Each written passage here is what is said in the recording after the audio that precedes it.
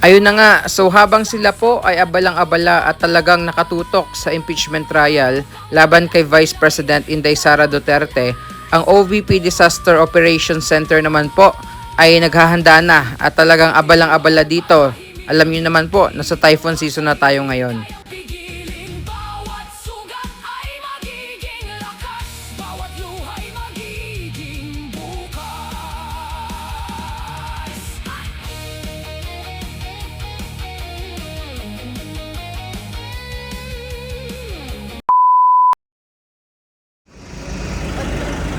Okay, so dito tayo ngayon sa OVP Disasters Operations Center. Ito po sa Banawe, Quezon City. Ayan. So meron ngayong nagaganap dito na ongoing pamimigay po ng almusal na champurado. Ayan. So tuloy-tuloy po ang pamimigay ng libreng almusal sa mga dumadaan. Ayan, mga riders at kung sino-sino pa. Tapos ayan, may mga grab riders, yung iba mga taxi driver. Ayan o.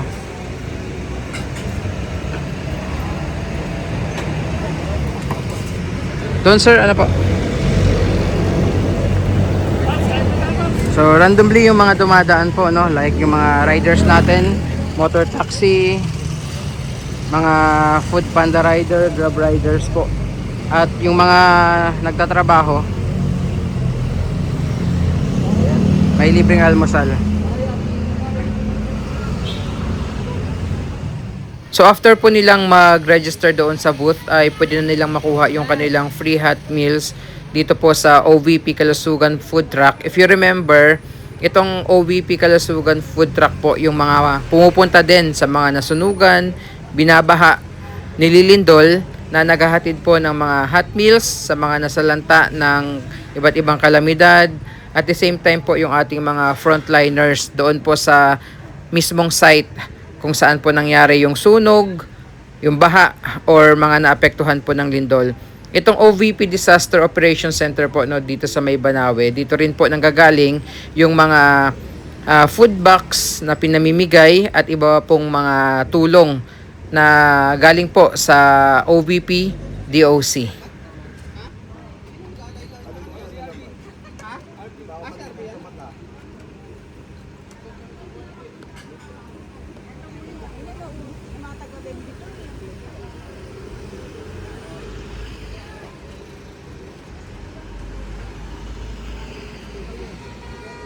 Ayan, so yan po yung ating mga motor taxi riders dito, no, at mga riders po ng food delivery app. Sila yung randomly na dumadaan dito and tumitigil for a while para makakuha po ng free breakfast. Tapos meron din pong mga taxi driver at ito, ayan, mga employee dito po sa kalapit na lugar po ng OVP DOC dito po sa may Banawe, Quezon City. Champurado naman, lasang lugaw. Champurado siyempre. May motor naman kayo. Susunod na lang kayo dito.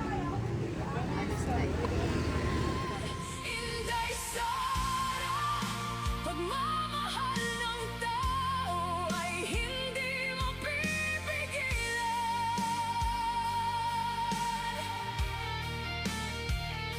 Hindi mabubura ng ingay ng paghusga at kasinungalingan.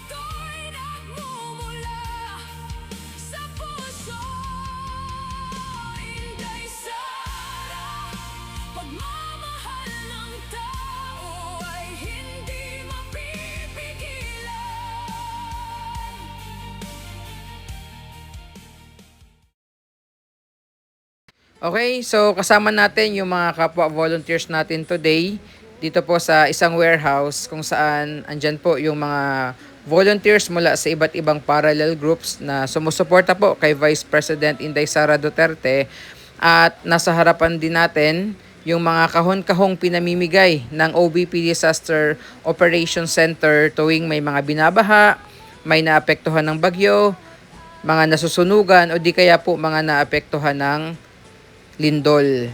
Ayan. So ito po yung mga pinamimigay kasama nung mga food boxes, at ito po ay dadaan sa masusing quality control kung kompleto po ba yung nasa loob ng eco bag bago po tuluyang ipamimigay sa mga residenteng na apektuhan ng iba't ibang kalamidad dito po sa ating bansa. So mula po yan, Luzon, Visayas, Mindanao, dahil meron pong mga satellite offices ang Office of the Vice President, kung kaya't mabilis po yung nagiging tugon ng opisina sa mga naapektuhan po ng kalamidad.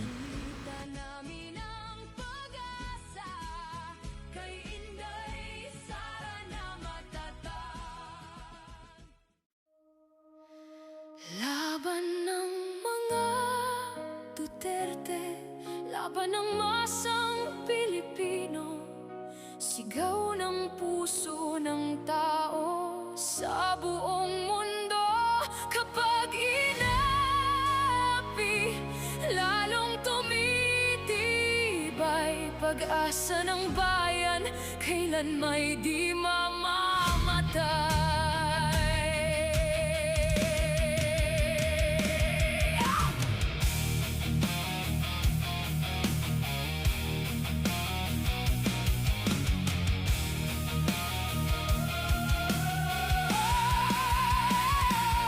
Sa kalsada ng hirap at pangamba, maraming pamilyang luhaan sa gabi pa, nang may tumindig para sa mahihirap.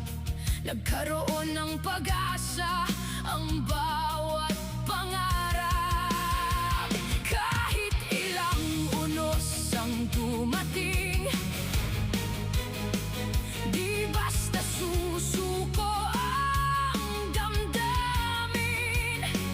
Ang masa'y gigising at titindig, kasama sa laban hanggang huli't higit. Laban ng mga Duterte, laban ng masang Pilipino, sigaw ng puso ng tao sa buong mundo. Kapag inapi, lalong tumitibay pag-asa ng bayan, kailan may di mamamatay. Maraming batikos at maraming hadlang, pero suporta'y lalo lang lumalakas. Sa bawat magsasaka at manggagawa, pangalan nila'y dala-dala sa tuwa. At kung pilitin mang patahimikin ang tinig ng masa'y di kayang pigilin, bawat sugat ay magiging lakas, bawat luha'y magiging bukas.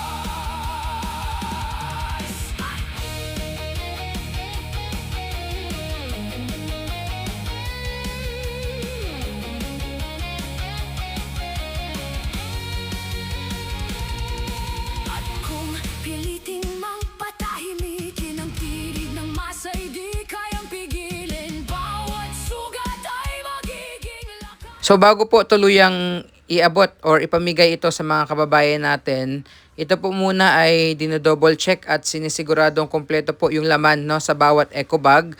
Ito po ay naglalaman ng banig, meron pong malong, merong kumot, may 4 na pares ng tsinelas, may mga sabon, at meron din pong napkin para sa mga babae.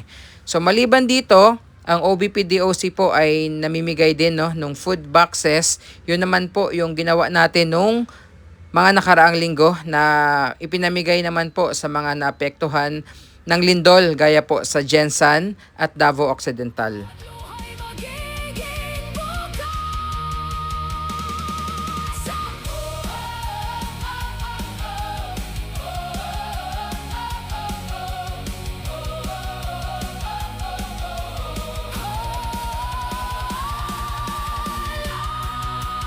laban ng mga Duterte, laban ng masang Pilipino, apoy ng pag-asa sa bawat puso. Kahit madapa, babangon muli para sa bayan nating minimithi.